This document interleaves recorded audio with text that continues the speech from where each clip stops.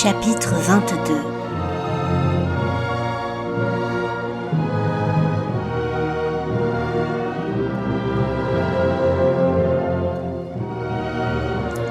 Les érotistes.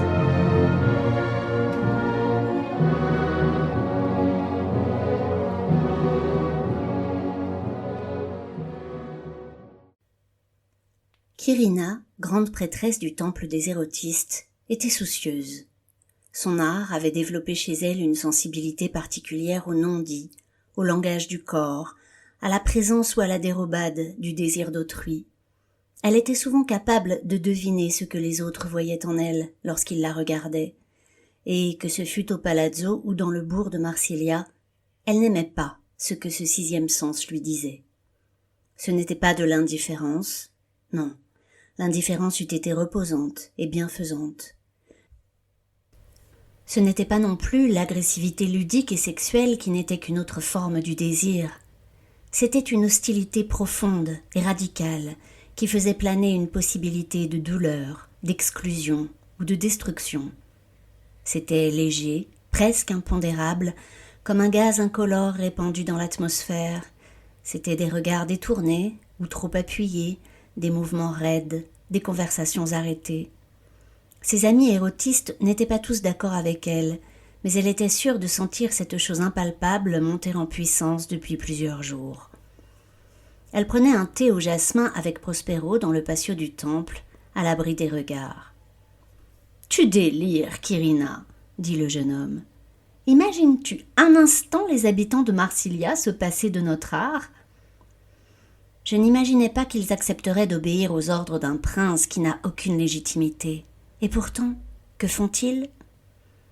Pourquoi veux-tu qu'ils écoutent le vieux Servius, qui croit à la mer à Marsiglia ?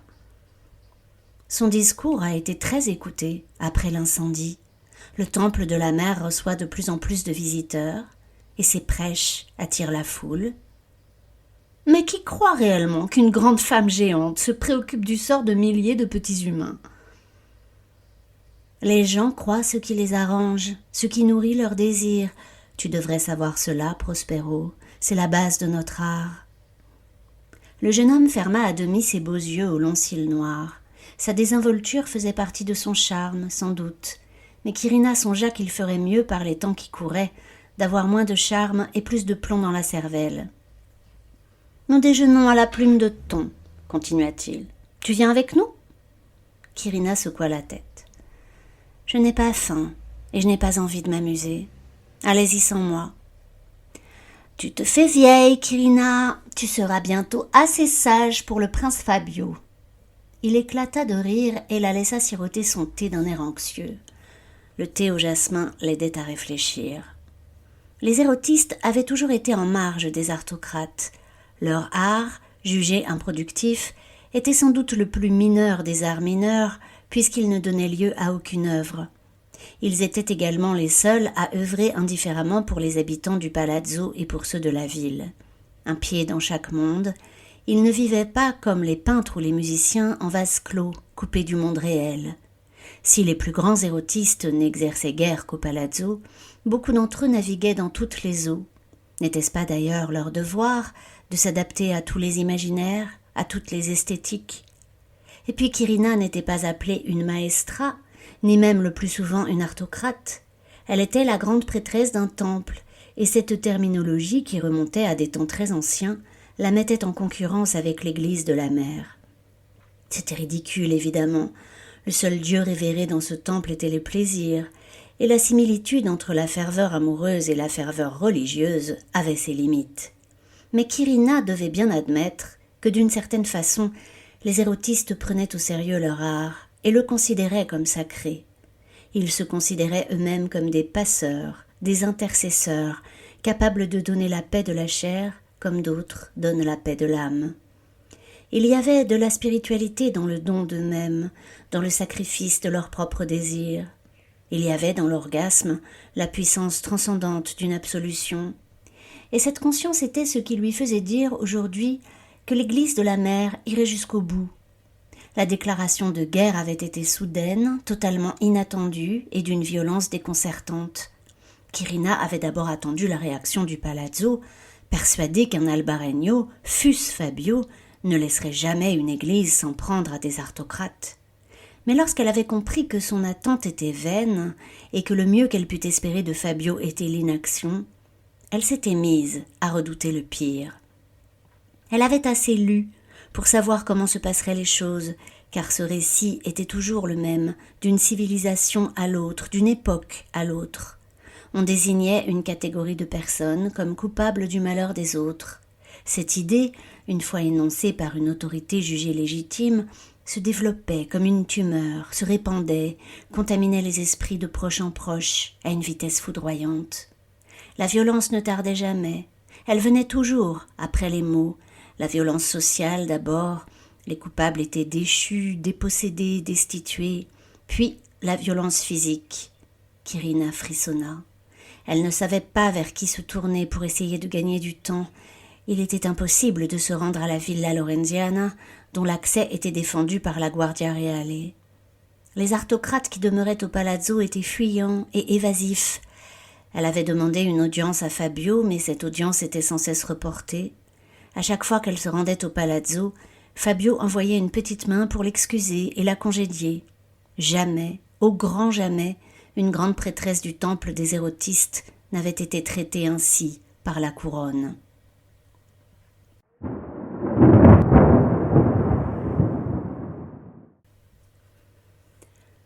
La Plume de Thon était une taverne du bord de mer, assez chère, où l'on servait des mets fins, préparés par des gastronomes, et où l'aristocratie se mélangeait avec une clientèle aisée de marchands et d'artisans parvenus. Les érotistes y avaient leur quartier. Aujourd'hui, comme à l'accoutumée, Prospero et ses amis, qui formaient une bande joyeuse et nombreuse, se présentèrent à l'heure d'affluence. Ce décor familier, dans lequel ils évoluaient depuis des années, n'était cependant plus tout à fait le même. Une servante, l'air gêné, vint leur dire que le patron acceptait de les servir dans l'arrière-salle, mais pas dans la salle principale. Prospero la fit répéter, puis éclata de rire. « Ah, c'est une excellente plaisanterie, dit-il, mais nous préférons prendre notre table habituelle. » La table était inoccupée et paraissait les attendre. « Elle n'est pas libre, » dit la jeune fille en rougissant. « Comment ça, pas libre ?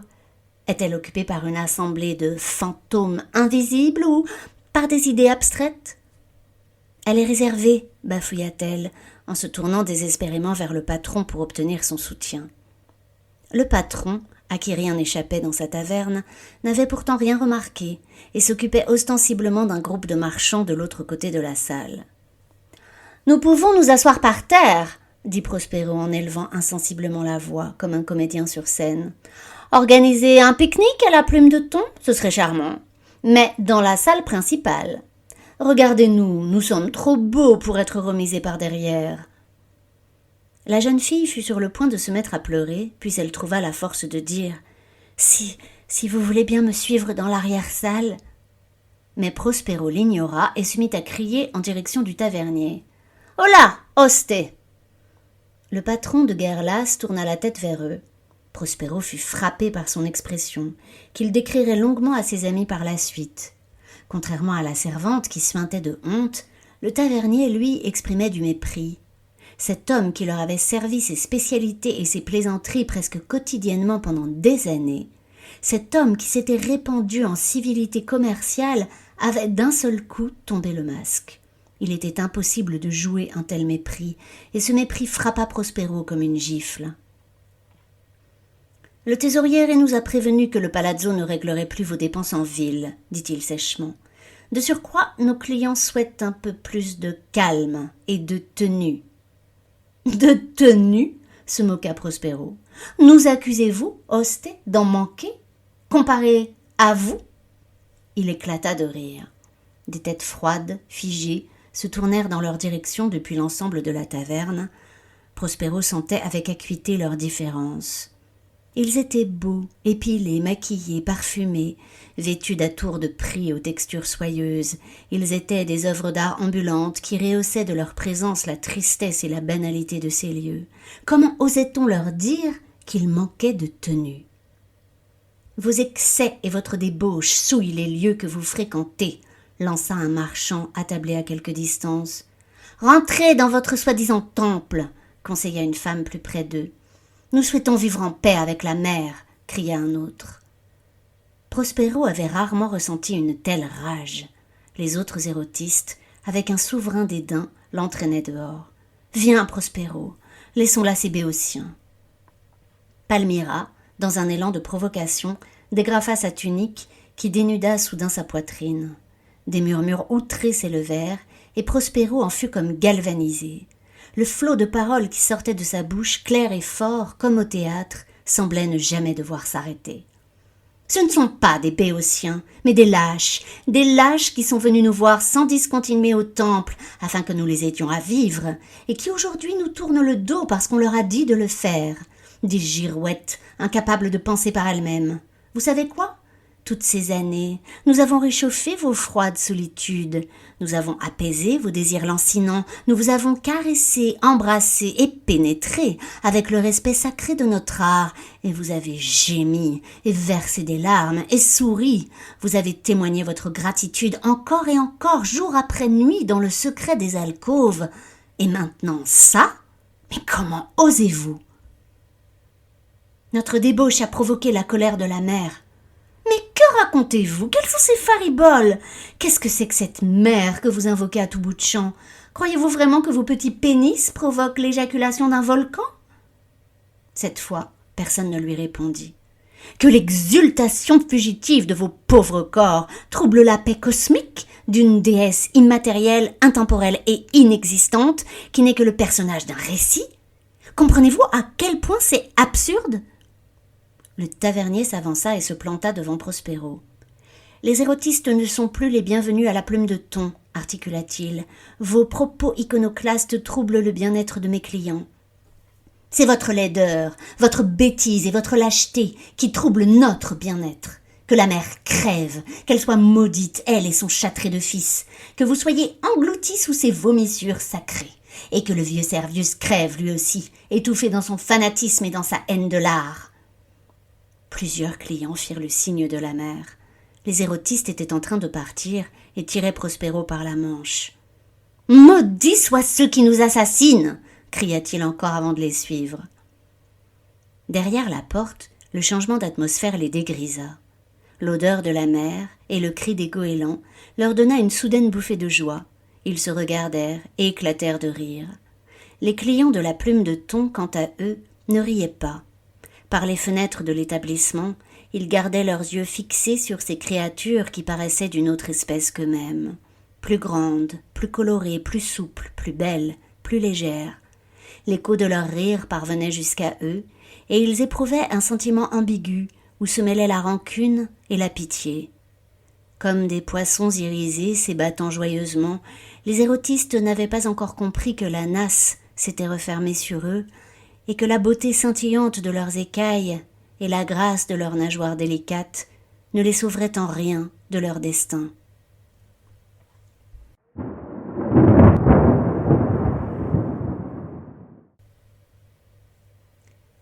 Fiammetta se promenait beaucoup dans la ville ces jours derniers.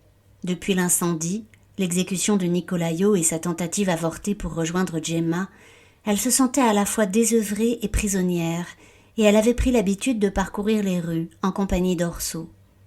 Se tenir informée de tout ce qui se passait lui paraissait indispensable, et elle avait pu constater de ses propres yeux les nombreux changements qui s'étaient opérés en peu de jours dans la société marsilienne. L'insouciance d'autrefois avait disparu. Une attitude générale d'anxiété et de contrition prévalait aujourd'hui, aussi bien dans les boutiques que sur les places. On avait nettoyé le rivage, et il ne restait des bateaux incendiés que le grand vide qu'ils laissaient sur le quai. Entrer dans le palazzo était devenu plus difficile. Les petites mains qui y travaillaient étaient maintenant munies de laissez-passer officiels. Le palazzo, d'ailleurs, semblait presque mort, comme une grosse bête prostrée qui ne remuait plus. Aucune musique, aucune odeur de pigments, aucune déclamation ne s'échappait plus de ses fenêtres ouvertes. La bête ne créait plus. En revanche, le temple de la mer semblait rayonner d'un vert plus étincelant. Des Marsiliens dévorés d'inquiétude ou de remords venaient s'entasser pour écouter les sermons de Servius. Le prêtre ne cessait d'appeler à la décence, à l'abstinence, à la sobriété, pour enrayer la fureur de la mer. Les aristocrates avaient heurté la mer. Le plus célèbre et le plus adulé d'entre eux, Gabriello Baccio, scandaleusement surnommé l'ange de Marsiglia, avait profité de sa position pour abuser d'un enfant sans défense. La mère protégeait ses fils. La mère désirait mettre un terme à la débauche de Baccio. Elle jugeait l'âme du défunt Ridolfo à l'aune de sa folie et de sa démesure passée. Elle condamnait l'adultère et le stupre. Elle haïssait le faux temple et la fausse prêtresse qui insultait son auguste face et appelait les Marsiliens à se détourner des érotistes. Il n'était pas nécessaire de partager le sort que leur réservait la mère. Se désolidariser des érotistes était la voie du salut. Comme ce discours était simple, et comme il entrait aisément dans l'esprit des Marsiliens, il expliquait l'inexplicable et vainquait l'invincible angoisse, et tout cela pour la modique somme d'un tout petit sacrifice. Après tout, qu'étaient les érotistes? 1 ou 2 centaines d'aristocrates qui avaient toujours vécu bien au-dessus de la modeste sphère où évoluait la plupart des habitants. On en connaissait bien 1 ou 2, certes, un cousin, une petite nièce, une tante, mais ce n'étaient pas des piliers de la famille. Ils avaient décidé de rompre en visière avec la vie du bourg, le jour où ils s'étaient enrôlés dans le temple. Ils avaient dormi dans la soie, s'étaient nourris des mets les plus délicieux, avaient frotté leur peau contre celle des princes. Avaient-ils partagé leurs richesses lorsque tout allait bien pour eux? Et puis, que diable, on n'allait pas les mettre à mort, mais simplement en retirer leurs privilèges. N'étaient-ils pas depuis longtemps les parents pauvres de l'aristocratie, de toute façon? Avait-on encore les moyens, dans ces temps de catastrophes et de fléaux, de songer au bien-être de ces oisifs improductifs qui ne pensaient qu'au plaisir et dont l'existence même était un outrage à la déesse? Les discours précèdent toujours le bras armé dans les actions politiques. Les mots sont lâchés en ordre de bataille à la conquête des peuples sans malice qui les accueillent sans coup férir. Les mots franchissent les lignes, s'insinuent à l'arrière, préparent le terrain, amollissent les défenses. Les mots colonisent. Et lorsque les armes sortent, leur cliquetis militaire est devenu presque inutile car les peuples sont déjà conquis. Lorsque, par un beau crépuscule, une compagnie entière de la Guardia Reale descendit les marches de la Porta Prima, les uniformes rutilants attrapant les derniers rayons du ciel assombri, la population marsilienne ne réagit pas. Des badauds suivirent les soldats jusqu'au temple des érotistes et se tinrent immobiles. Fiammetta et Orso se trouvaient parmi eux, fascinés par ce déploiement irréel. Ils entendirent des protestations, des cris, des bruits de bottes, des bruits de coups. Puis les érotistes commencèrent à être jetés dehors, sans ménagement. Fiammetta ne put s'empêcher de songer à des rats débusqués, enfumés et chassés, car ils semblaient sortir démêler une porte du temple et s'entassaient dans la rue, désorganisés, piteux, acculés, comme une pauvre vermine dont le refuge est en train de brûler. Aucun Marsilien ne leur vint en aide. Fiammetta elle-même, les larmes aux yeux, demeura pétrifiée.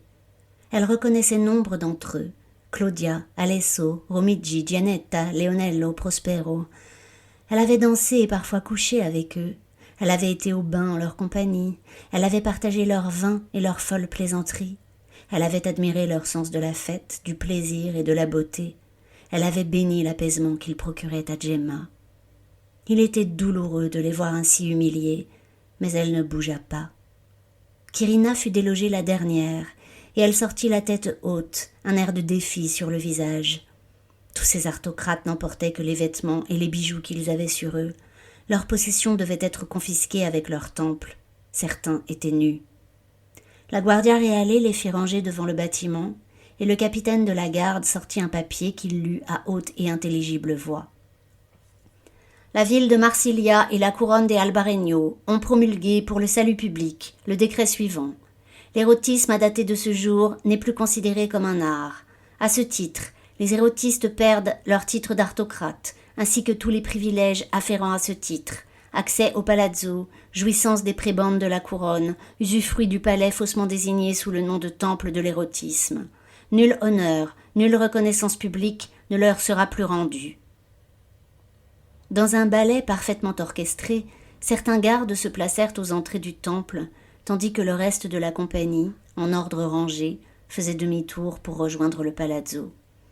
Les badauds assistèrent à la retraite de la garde, Puis il y eut un face-à-face pénible. Les aristocrates déchus, depuis la bassesse où ils venaient de tomber, levaient les yeux vers leurs concitoyens.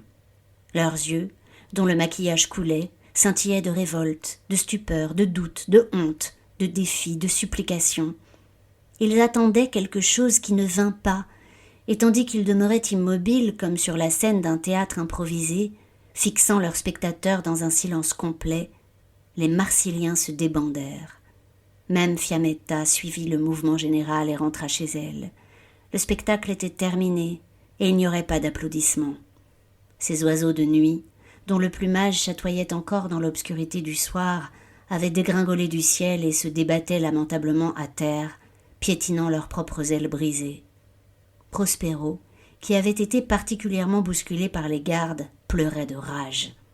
« Essayez de retrouver vos familles, dit Quirina, et si on vous ferme la porte au nez, surtout restez ensemble. Donnons-nous rendez-vous sur la grève, nous y passerons cette nuit. » Ils s'entraidèrent de leur mieux. Les plus vêtus donnèrent de quoi s'habiller à ceux qui ne l'étaient pas. Ils échangèrent des mots de compassion, des larmes, des éclats de rire nerveux. Puis ils s'égayèrent par petits groupes. Beaucoup d'entre eux espéraient être accueillis dans leur famille, mais certains n'essayèrent même pas et préférèrent aller grelotter ensemble sur la grève. Ils avaient faim. Fiammetta bondit hors de sa maison et se précipita vers eux dès qu'elle les vit arriver sur la grève. « Giannetta, Leonello, c'est moi, Fiammetta !» Elle et ses parents leur trouvèrent du pain, des fruits, du vin et des couvertures, et ils s'installèrent tous ensemble autour d'un grand feu qui tint un moment en respect le froid, la nuit et la peur de l'avenir.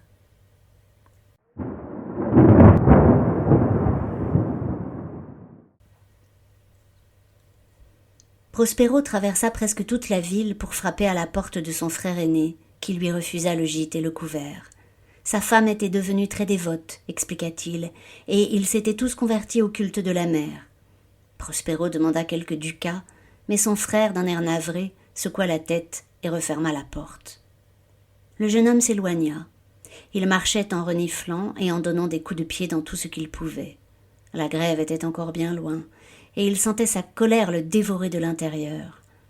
Perdu dans ses souvenirs du jour, qu'il ressassait amèrement, il ne vit pas le danger s'approcher. Un homme corpulent, peut-être un docker ou un marin laissé pour compte par l'incendie, un homme qui sentait l'alcool et la sueur, l'attrapa par le bras. « Regardez-moi qui va là !» susurra l'homme d'un air menaçant. Prospero se cabra. « Lâchez-moi, espèce de brute !»« Ce serait dommage, non ? On s'entendrait bien tous les deux. » Prospero le regarda à travers ses larmes et fit une moue dégoûtée. À cet instant encore, il n'avait pas peur. Il n'avait jamais été contraint, ni humilié dans l'exercice de son art, et il ignorait ce qu'était le viol. « Lâchez-moi, je ne suis pas d'humeur. »« Si tu es gentil avec moi, je te donnerai une pièce. Je t'ai suivi tout à l'heure, je sais que tu n'as pas un ducat en poche. »« Vous êtes fou !» murmura Prospero avec horreur. « Jamais je n'exercerai mon art pour de l'argent. »« Ah non ? Comme tu voudras. » L'étau se resserra sur le bras de Prospero, et il commença à avoir peur. Mais il était trop tard. Il tenta de crier, mais une main lui écrasa la bouche, un coup de genou dans le dos l'allongea à terre, et il sentit dans un frisson de terreur ses vêtements soyeux arrachés, et son corps brutalement pénétré.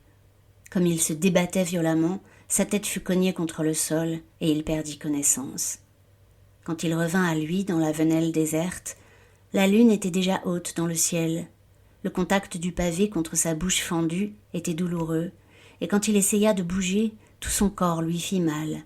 Une crampe terrible le crispait. Il rassembla ses vêtements déchirés, maculés, et se mit à sangloter comme un enfant. Il pensa à Quirina sur la grève, mais il n'avait plus le courage de se rendre jusque-là, ni même le courage de se lever. Il n'était plus très sûr, à vrai dire, d'avoir envie de continuer à vivre. Étaient-ce ces sanglots qui attirèrent la femme jusqu'à lui, ou l'écho de sa douleur s'était-il répercuté à travers le pavé des rues? Toujours est-il qu'une femme s'arrêta tout près de lui. Elle le dominait de sa hauteur et ne se penchait pas pour le secourir. Cependant son attitude n'était pas menaçante. Quand il la regarda, il crut reconnaître Agnese, l'ancienne petite main de Margherita Barberiggi, à cause des yeux verts, semblables à ceux d'un chat, qui brillaient étrangement dans l'obscurité. Mais il rajusta vite son jugement. Il ne s'agissait pas de la jeune fille, mais de sa mère, la Strega. « Qu'est-ce que tu fais par terre? Tu attends qu'une autre brute vienne profiter de ta faiblesse ?» Le ton était légèrement ironique et eut sur Prospero l'effet d'un filet d'eau glacée. Il se releva avec difficulté. « Ouh, qu'une Strega vienne me jeter un mauvais sort. Je ne sais ce que je préfère. » Ne te repose jamais dans le rôle de la victime, petit. Relève la tête quand on te frappe. Accroche-toi à ton insolence. Prospero cracha par terre et s'essuya la bouche du revers de sa manche. « Que me veux-tu, Strega? Si tu as de l'oubli, ou mieux, un charme maléfique pour tuer quelqu'un, je suis preneur. » Tu as de la chance. Tu n'as pas besoin de tuer ton violeur. Prospero la dévisagea. Ton violeur sera la proie d'une pluie de flammes. Il mourra dans un hurlement de terreur, et tous les autres aussi, tous ceux qui t'ont fermé leurs portes. Le jeune homme se sentait bizarrement relevé, revigoré par cette conversation bizarre.